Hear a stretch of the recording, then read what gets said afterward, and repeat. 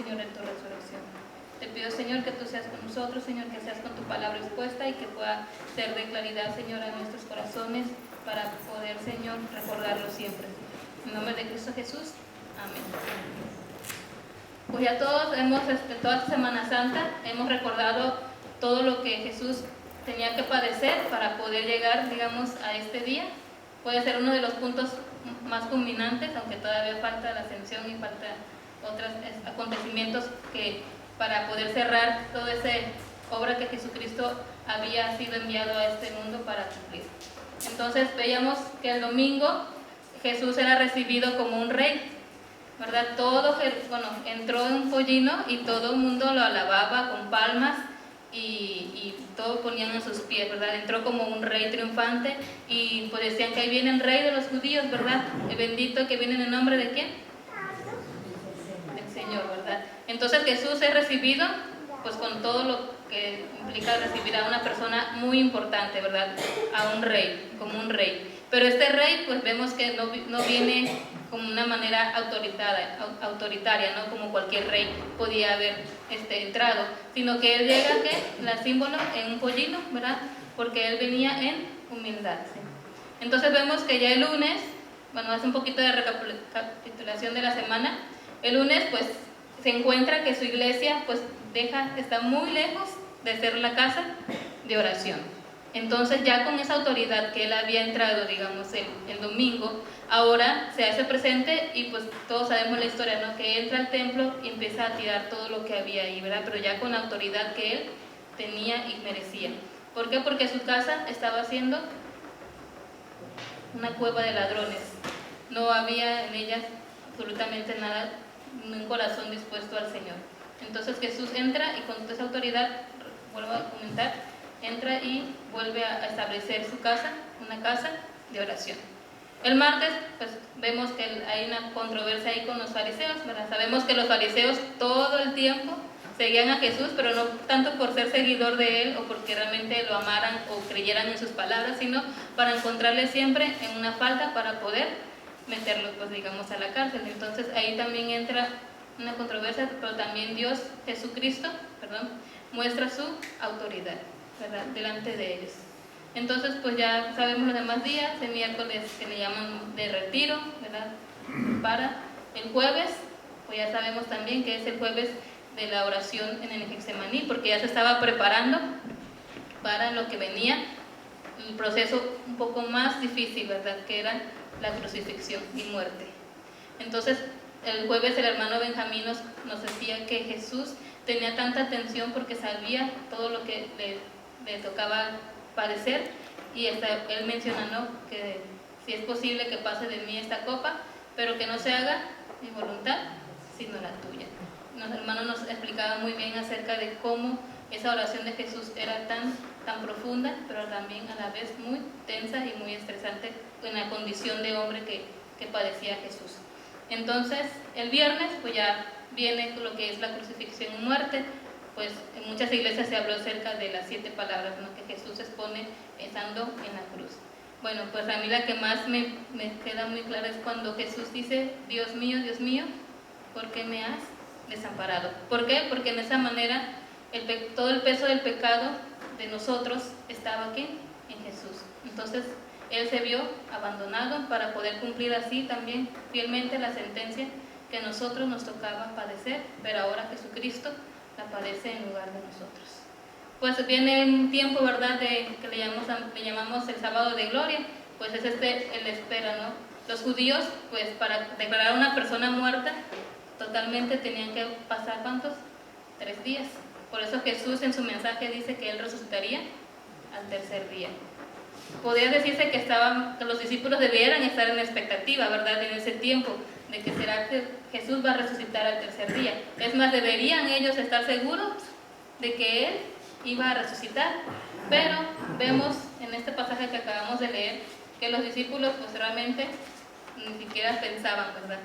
Ni siquiera fueron al sepulcro a ver si Jesús había resucitado. Entonces, en la porción que acabamos de leer, dice una pregunta: ¿por qué buscáis entre los muertos al que vive? Entonces vemos que Jesús a lo largo de su ministerio fue preparando a sus discípulos, fue preparando a todos acerca del acontecimiento de que Él tenía que padecer, que tenía que morir para poder resucitar al tercer día. Pero pues parece que ninguno había puesto tanta atención a esas palabras. Entonces vemos que las mujeres muy de mañana, dicen los evangelios, que fueron las mujeres, pues era algo muy normal en ese tiempo, ¿no? Que fueran las personas a preparar el cuerpo de alguien que había fallecido. Entonces van las mujeres muy de mañana, pues van con todo lo que ocupan, ¿verdad? Las especies aromáticas y todo para poder ponerle al cuerpo de Jesucristo, quien ya estaba muerto, porque realmente Él falleció, Él murió estando en la cruz. Entonces fueron a cumplir con esto, pero pues se encuentran con algo que no se esperaba, ¿verdad? La piedra estaba removida.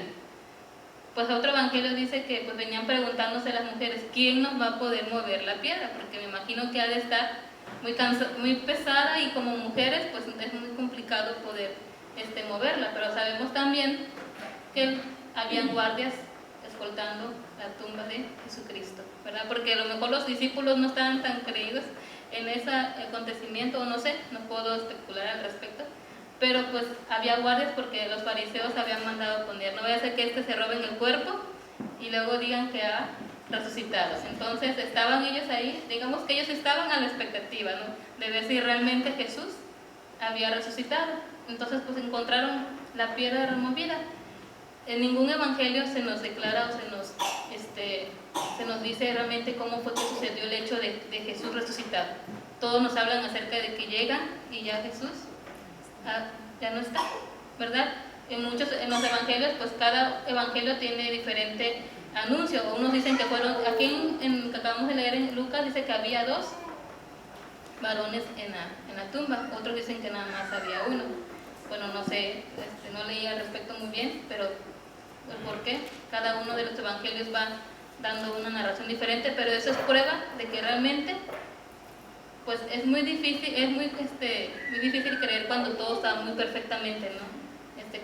Cuando hay algún hecho y que hay testigos, pues por una palabra pues no creemos, ¿verdad? Pero si todos a la vez me dan un mismo hecho, pues en cierta forma es un poco ¿cómo lo puedo explicar? Raro, ¿no? O sea, el hecho de que todo esté perfectamente y encaje todo, ¿no?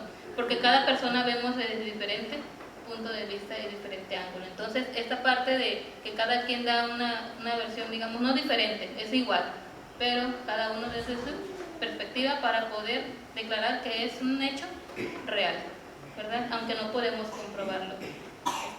No son suficientes siempre las pruebas, ¿verdad? Pero estas mujeres llegan y van y encontraron la piedra removida, y pues como cualquier persona, ¿verdad? Entra en nosotros el desconcierto, ¿no? Dice la palabra de Dios que se quedaron así. Entonces, ¿qué pasó aquí? ¿Dónde está Jesús? ¿Será que sí? Me imagino que no sé. Pensaban, ¿se robarían el cuerpo de Jesús? ¿O qué pasaría con él? Pero dicen que entran y hay 2 personas ahí que les dicen, ¿por qué buscáis entre los muertos al que vive? Pues él ha dicho que pues él ha resucitado, perdón.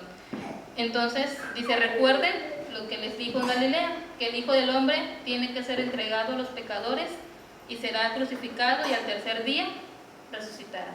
Entonces dice que ya cuando los ángeles o los varones les dan ese anuncio, ellas recuerdan, ¿verdad? Que exactamente Jesús había dicho esas palabras de que él iba a resucitar. Entonces ahora ya no se trata de seguir a Jesús de una manera humana o presente, porque las mujeres estaban acostumbradas de que servían a Jesús, ellas la seguían y cuidaban de Jesús. Entonces ahora Jesús ya no está su cuerpo, entonces ellas tienen que creer este anuncio por fe, ¿verdad? Entonces ya no se trata de seguir a Jesús como lo habían hecho, sino ahora de poder llevar el mensaje que estos 2 varones les habían hecho para decirlo a quién, a los discípulos. Ahora tienen el mandato, digamos, el enviado de ir y avisar de que Jesús estaba vivo. Entonces, inmediatamente dice que fueron a avisar a los discípulos del acontecimiento, pero pues al igual que ellas, los discípulos se quedaron así como que asombrados, ¿no? Porque dice que el mensaje que ellas les transmitieron a ellos, pensaban que ellas estaban locas, ¿no? Que estaban diciendo puros disparates, ¿verdad? todavía ellos no estaban 100% seguros de que Jesús había resucitado, y yo creo que tampoco recordaban las palabras que Jesús les había dicho anteriormente. Entonces, pues vemos que los discípulos no creen, ¿verdad?, el anuncio de las mujeres, y eso no quiere decir que por el hecho de ser mujeres no hayan creído, porque también se toma mucho este aspecto de que no, porque como son mujeres y en la cultura no se les creía mucho y que no tomaban en cuenta su palabra, pues no es tanto el hecho sino la falta de fe que había tanto en las mujeres como en los hombres. En este caso, los discípulos, aquellas personas que todo el tiempo estaban al lado de Jesús, que lo vieron hacer milagros, que los vieron a sanar, que pudo perdonar pecados, y aún así ellos todavía no asimilaban el hecho de que Jesús había resucitado. Entonces dice que Pedro fue el primero, ¿no?, aquel que lo había negado 3 veces. También ahora, bueno, yo me pongo a pensar cómo no se acordaba Pedro si el mismo Jesús le dijo que le iba a negar 3 veces, lo niega 3 veces y luego se da cuenta que realmente sí pasa lo que Jesús le dijo.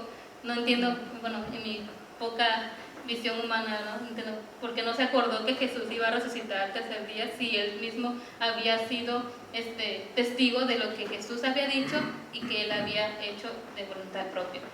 Entonces vemos que él corre al sepulcro, dice que llega, que solamente se asoma y ve que Jesús ya no está, solamente ve las sábanas, y pues él se queda también igual así como maravillado, ¿no?, que Jesús ya había resucitado.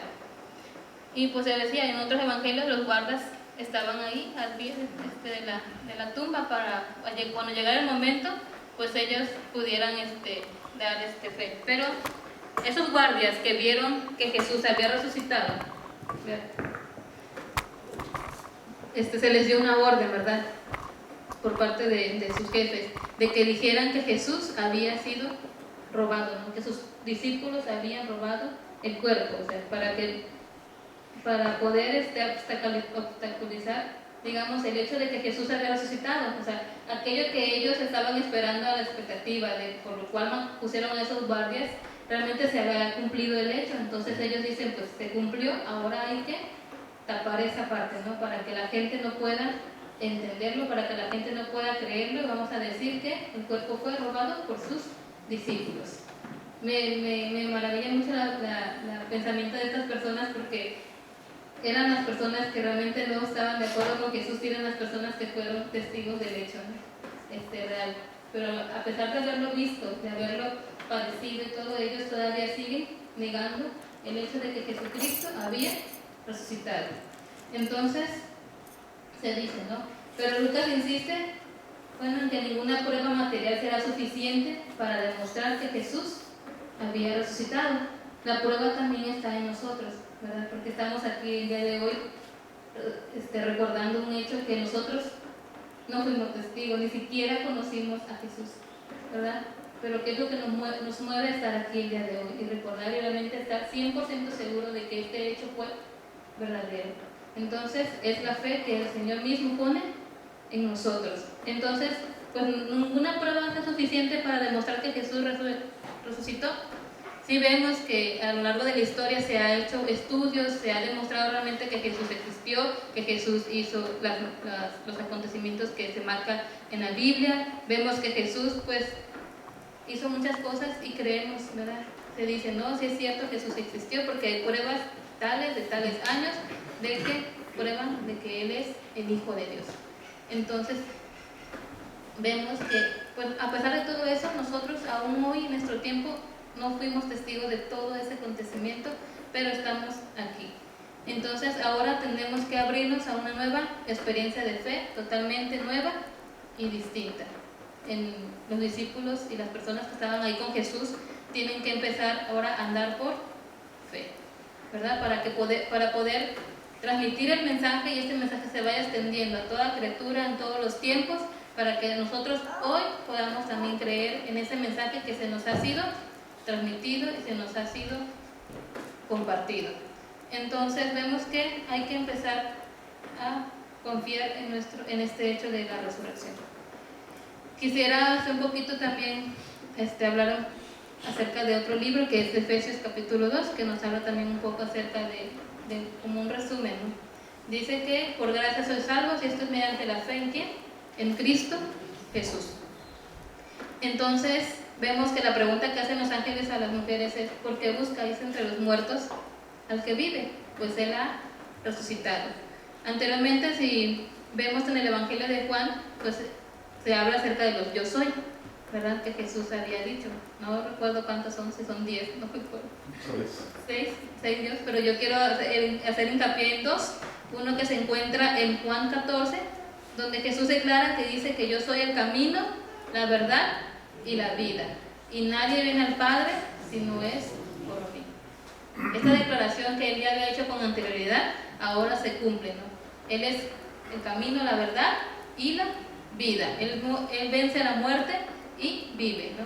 Después de los 3 días que los judíos tenían como hecho, ¿no? De que había fallecido una persona, perdón. Entonces vemos que Jesús dice: y nadie viene al Padre si no es por mí. Él declara, ¿verdad?, que el único camino que nos regresa a Dios, ¿quién es?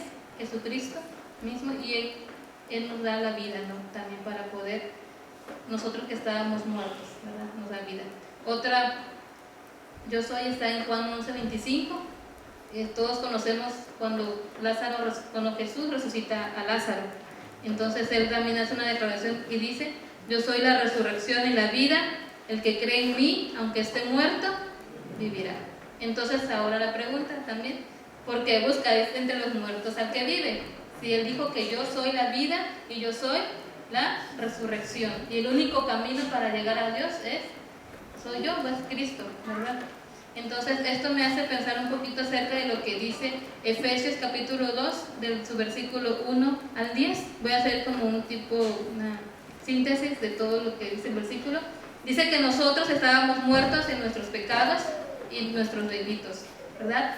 Nosotros éramos objeto de la ira de Dios, del castigo de Dios, por eso mismo, porque estábamos muertos en nuestros pecados.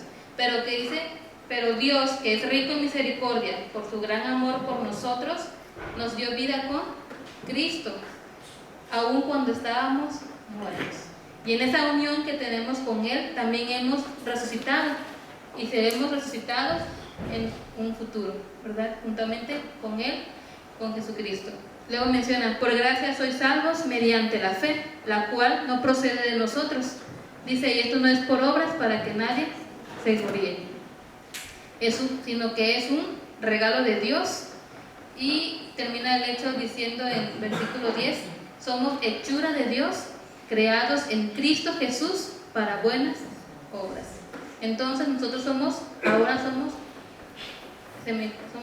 imagen y semejanza de Dios, que en un momento quedamos desfigurados, aún seguimos, ¿verdad? Pero en Jesucristo, al creer en Él, podemos nosotros ser creados nuevamente como un nuevo hombre. Es lo que menciona más adelante este libro de Efesios, ¿no? Que hay que dejar el viejo hombre y vestirnos el nuevo hombre, que está guiado por nuestro Salvador, que es Jesucristo.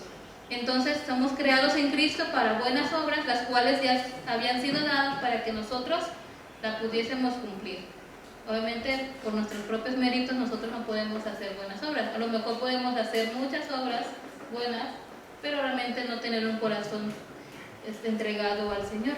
Entonces vemos que somos creados en Cristo Jesús para buenas obras, y para mí buenas obras quiere decir que estamos vivos, ¿verdad? Ya Jesús nos ha dado la vida, o sea, ya al que vive, juntamente con Él nosotros hemos resucitado, porque estábamos muertos, ¿verdad? Merecíamos lo peor. Entonces Jesús, Dios mismo, por su gran amor, envía a su Hijo Jesucristo, el cual también se ofrece a sí mismo en este sacrificio para que nosotros podamos tener esta vida, podamos tener la redención, la salvación, y poder tener un futuro, una esperanza futura de que vamos a morir en el Señor, y que Él nos dio la promesa de resucitar de nuevo juntamente con Él y tener un nuevo cuerpo, ¿verdad?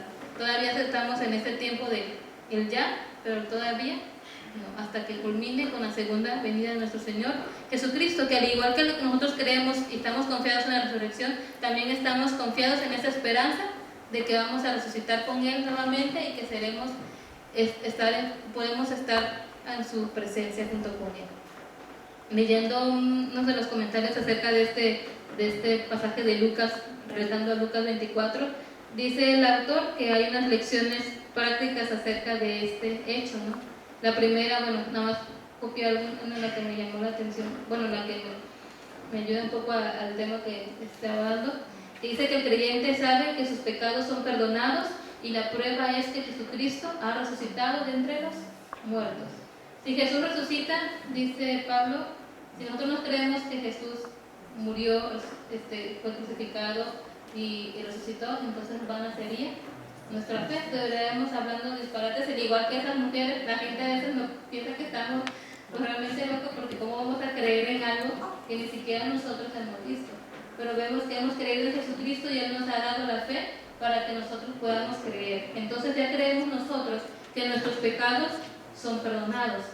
Ahora ya no es el hecho de que nosotros vamos a obedecer en cierta forma a Dios por nuestros méritos, sino porque Jesucristo es el que obra en nosotros y nosotros creemos que Él ha perdonado nuestros pecados y pues nosotros vemos que Él venció la muerte.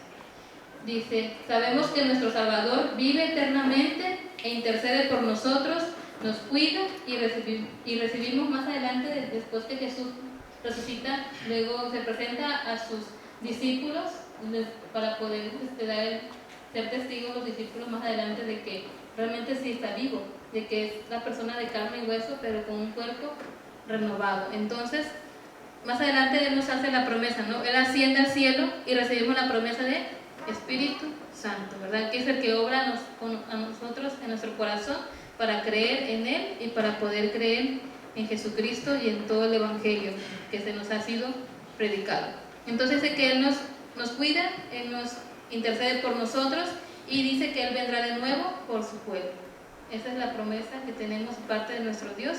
Todas las promesas se han cumplido en Jesucristo y todavía falta pues el punto culminante, que es su segunda venida, y que nosotros seguimos esperando, ¿verdad? Porque creemos 100% de que así será en el futuro. Y otra de los hechos o lecciones prácticas es que resucitaremos juntamente con Él y tendremos un cuerpo renovado al igual que Jesús. Entonces, si nosotros hemos creído este Evangelio, si nosotros hemos creído, nosotros estamos confiados de que así será.